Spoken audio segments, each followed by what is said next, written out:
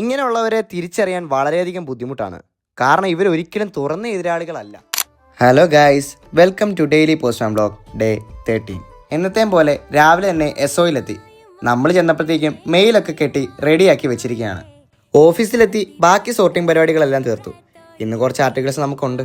നമ്മളിൽ പലരും ഇത് അനുഭവിച്ചിട്ടുണ്ടാവാം. മുഖാമുഖം വരുമ്പം ഭയങ്കര സ്നേഹം, ഭയങ്കര ചിരിയും സപ്പോർട്ടും എല്ലാം. പക്ഷേ പിന്നിൽ കളിയാക്കലും ചെറുതാക്കലും അതോടൊപ്പം തന്നെ കുറ്റം പറച്ചിലും. ഇങ്ങനെയുള്ളവരെ തിരിച്ചറിയാൻ വളരെയധികം ബുദ്ധിമുട്ടാണ്. കാരണം ഇവരൊരിക്കലും തുറന്ന എതിരാളികളല്ല. അവർ നമ്മളോടൊപ്പം നിൽക്കുന്ന പോലെ അഭിനയിക്കും. നമ്മൾ മുന്നോട്ട് പോകുമ്പോഴാണ് അവരുടെ അസ്വസ്ഥത തുടങ്ങുന്നത്. നമ്മുടെ വളർച്ച കാണുമ്പം അവർക്ക് പതിയെ പതിയെ അത് അസൂയയായി മാറും. എല്ലാവരും നമ്മളെ ഇഷ്ടപ്പെടണമെന്നില്ല.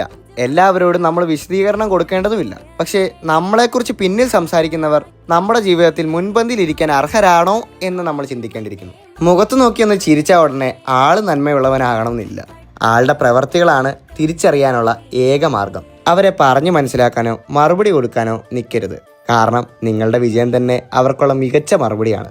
മുഖത്ത് ചിരിയും പിന്നിൽ വിഷയവും ഉള്ളവരെ വിട്ടു നിൽക്കുന്നത് സ്വാർത്ഥതയല്ല, അത് സ്വയം രക്ഷയാണ്. അതുകൊണ്ട് എല്ലാവരെയും കണ്ടറിഞ്ഞു നിന്ന് വിജയിച്ച് മുന്നേറാൻ ശ്രമിക്കുക. കത്തുകളുടെ കാര്യത്തിലൊരു തീരുമാനം ഉണ്ടാക്കിയിട്ടുണ്ട്. അപ്പോൾ ഇന്നത്തെ പോസ്റ്റ്മാൻ്റെ ജീവിതം ഇവിടെ കഴിഞ്ഞു.